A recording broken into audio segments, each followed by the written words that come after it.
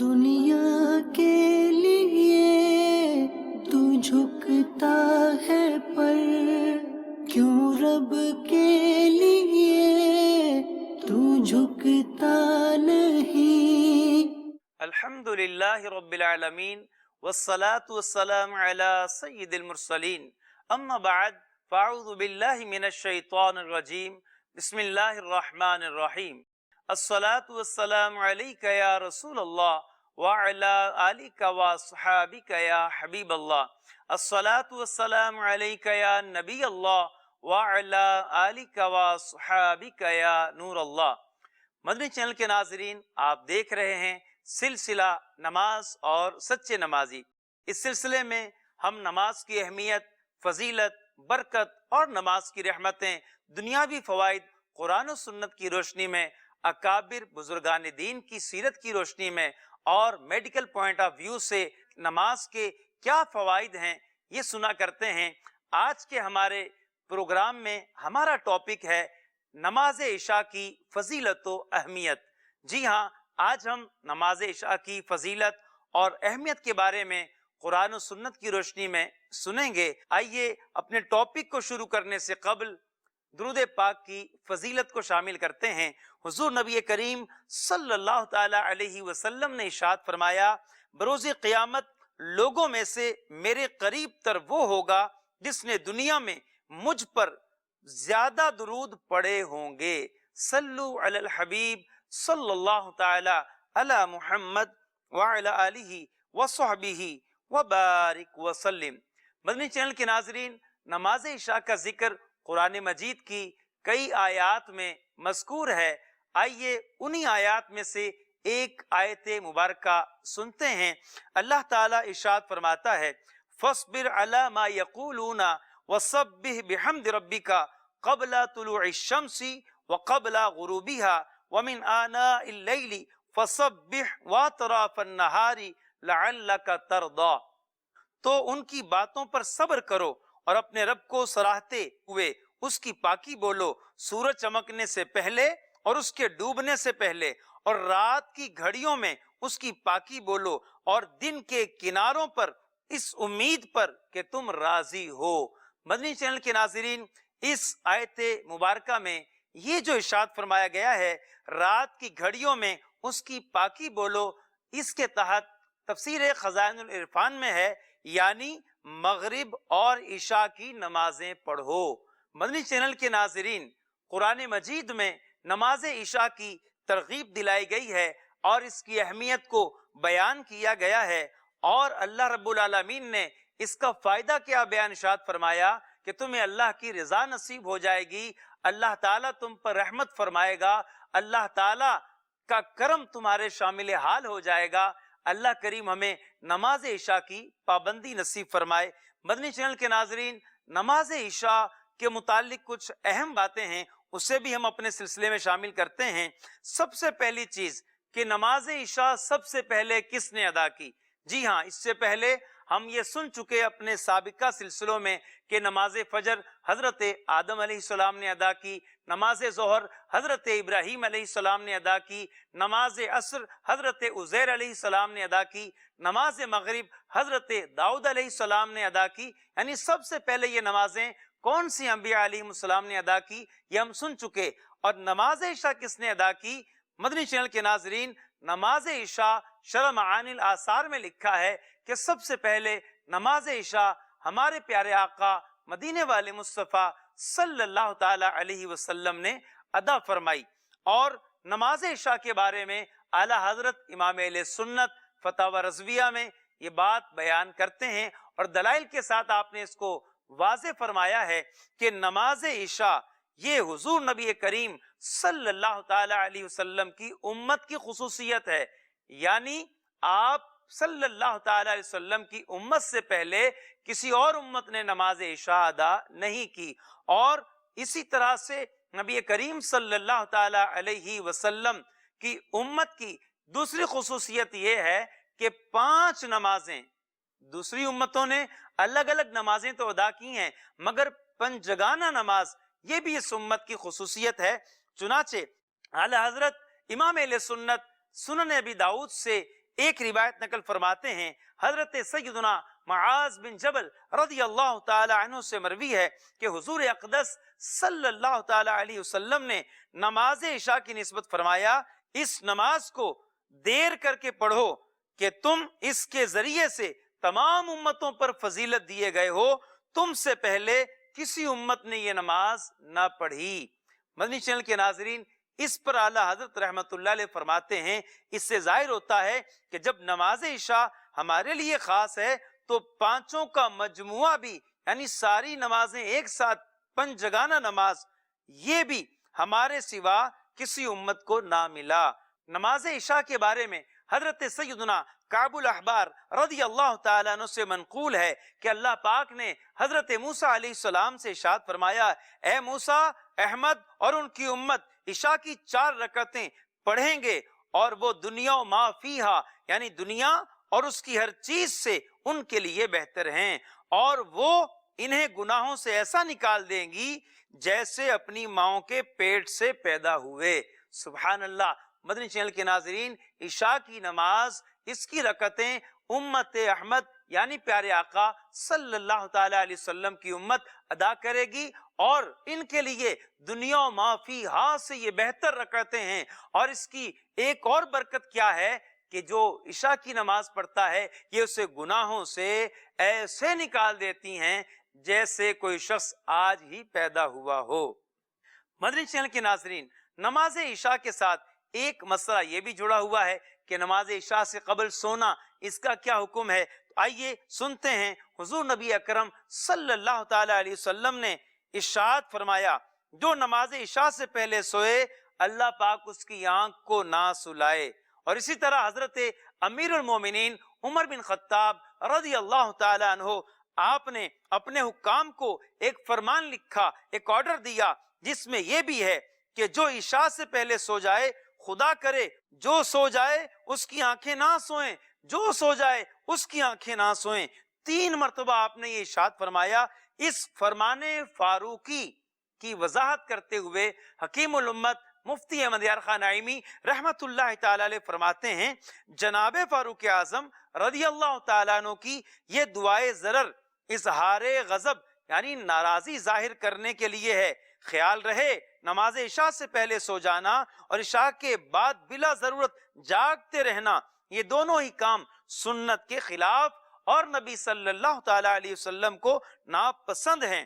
لیکن نماز سے پہلے سو کر نماز ہی نہ پڑھنا، ایسے ہی عشاء کے بعد جاگ کر فجر قضا کر دینا، یہ حرام ہے، کیونکہ حرام کا ذریعہ بھی حرام ہوتا ہے۔ مدنی چینل کے ناظرین، اگر کوئی شخص نماز عشاء سے پہلے سو کر نماز عشاء کو قضا کر دیتا ہے یا راتوں کو جاگتا ہے اور اس جاگنے کی وجہ سے نماز فجر قضا کر دیتا ہے تو فرمایا اس کا یہ عمل حرام ہے۔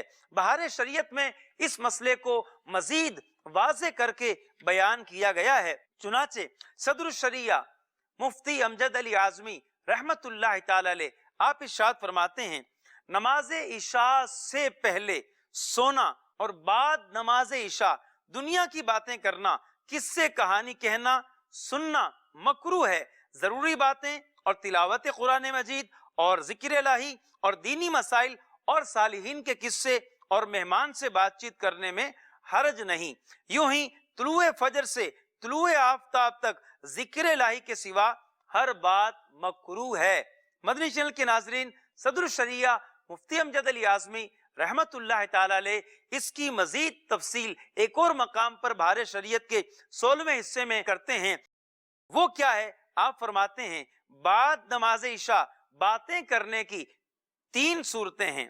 اول یعنی پہلی، علمی گفتگو، کسی سے مسئلہ پوچھنا یا اس کا جواب دینا یا اس کی تحقیق و تفتیش کرنا، اس قسم کی گفتگو سونے سے افضل ہے۔ دوم یعنی دوسری بات کیا ہے؟ فرماتے ہیں دوسری صورت یہ ہے جھوٹے قصے کہانی کہنا، مسخرہ پن اور ہنسی مذاق کی باتیں کرنا، یہ مکروہ ہے۔ سوم یعنی تیسری صورت یہ ہے موانست کی بات چیت کرنا، جیسے میاں بیوی میں یا مہمان سے اس کے انس کے لیے کلام کرنا، یہ جائز ہے۔ اس قسم کی باتیں کرے تو آخر میں ذکر الہی میں مشغول ہو جائے اور تسبیح و استغفار پر کلام کا خاتمہ ہونا چاہیے۔ مدنی چینل کے ناظرین، اس سے واضح ہوا کہ نماز عشاء کے بعد اگر کوئی شخص بلا وجہ جاگتا ہے، کس سے کہانیوں میں لگے رہتے ہیں، ہنسی مذاق کے لیے آج کل گیدرنگز ہوتی ہیں، اس میں ہم کیا کرتے ہیں، ہم سب اپنے بارے میں جانتے ہیں کہ ہمارا ایسا جاگنا شریعت کی روح سے پسندیدہ ہے یا ناپسندیدہ ہے۔ بعض صورتوں میں اگر ہم علم دین سیکھتے ہیں، مسئلہ سنتے ہیں، جواب دیتے ہیں، مدنی چینل دیکھتے ہیں، آپ امیر اہل سنت کا مدنی مذاکرہ دیکھتے ہیں، کسی مبلغ کا بیان سنتے ہیں، قرآن مجید کی تلاوت سنتے ہیں، ترجمہ قرآن پڑھتے ہیں، حدیث پڑھتے ہیں، شریعت کا مسئلہ سنتے ہیں یا سناتے ہیں یا مطالعہ کرتے ہیں، یہ ساری اچھی چیزیں ہیں اور سونے سے افضل ہیں۔ مدنی چینل کے ناظرین، جائز صورتیں بھی بیان کر دی گئی ہیں اور جو منع ہیں وہ بھی بیان کر دی گئی ہیں۔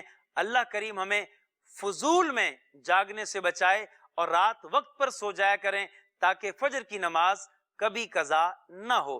مدنی چینل کے ناظرین، اب ہم شامل کریں گے احادیث مبارکہ۔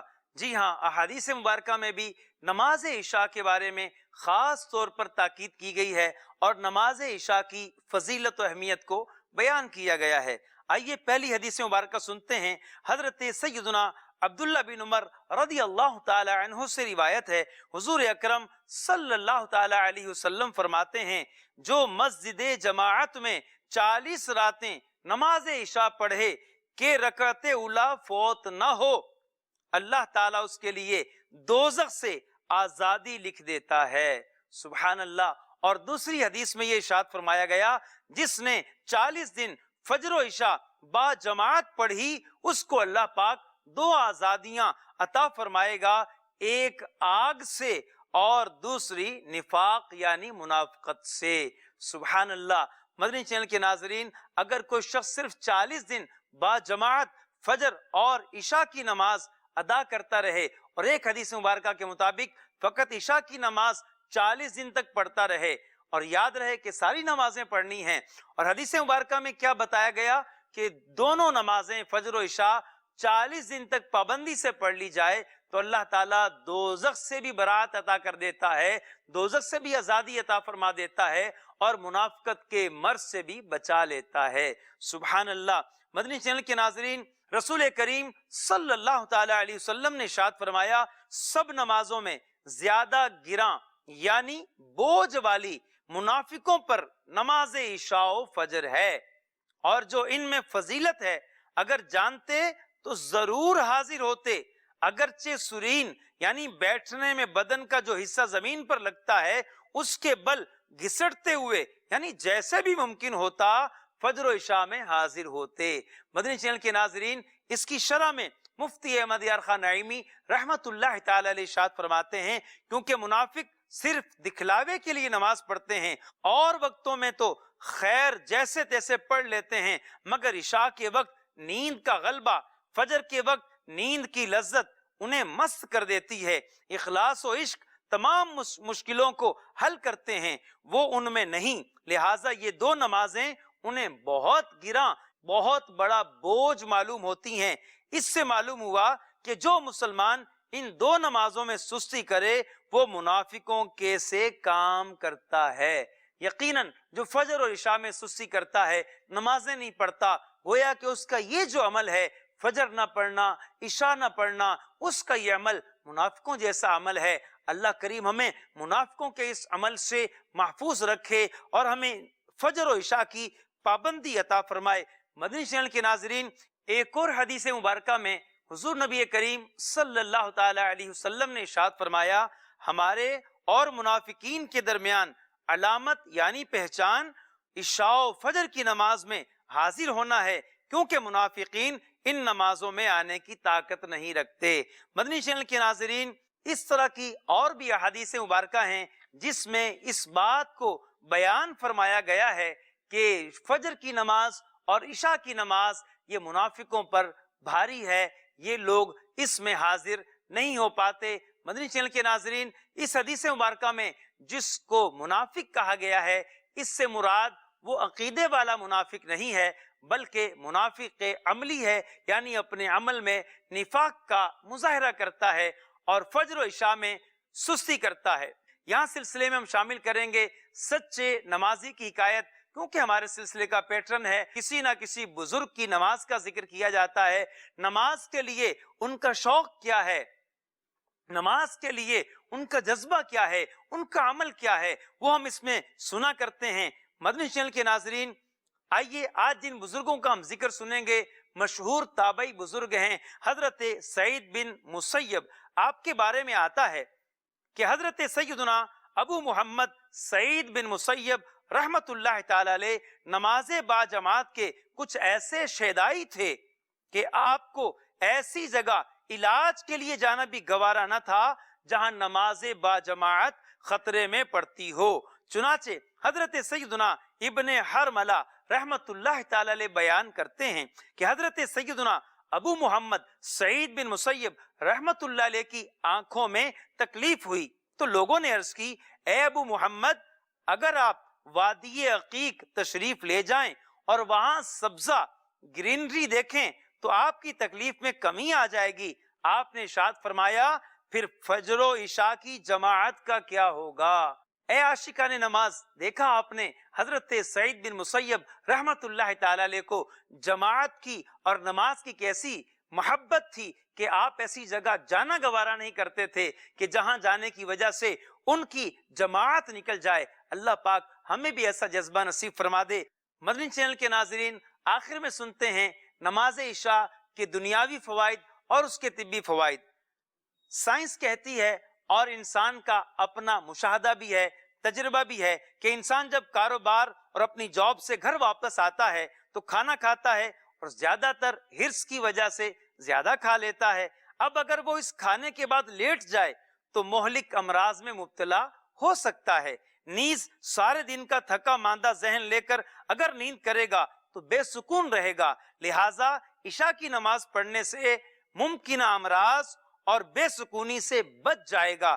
اب تو ماہرین سونے سے قبل ہلکی ورزش پر زور دیتے ہیں اور خود ماہرین کا کہنا ہے کہ نماز سے بڑھ کر اس وقت میں کوئی بہترین ورزش نہیں۔ مدنی چینل کے ناظرین، نماز ہم نے ورزش کی نیت سے نہیں پڑھنی بلکہ اس نیت سے پڑھنی ہے کہ ہمارے پروردگار نے ہمیں نماز پڑھنے کا حکم دیا ہے۔ مدنی چینل کے ناظرین، یہ تھا آج کا سلسلہ جس میں ہم نے نماز عشاء کی فضیلت، اہمیت قرآن و سنت کی روشنی میں، احادیث مبارکہ کی روشنی میں اور میڈیکل پوائنٹ آف ویو سے اس کے فوائد ہم نے سنے۔ اللہ کریم ہمیں نماز عشاء اور ہر نماز کو پابندی کے ساتھ ادا کرنے کی توفیق عطا فرمائے، آمین بجاہ النبی الامین صلی اللہ تعالی علیہ وسلم۔ دنیا کے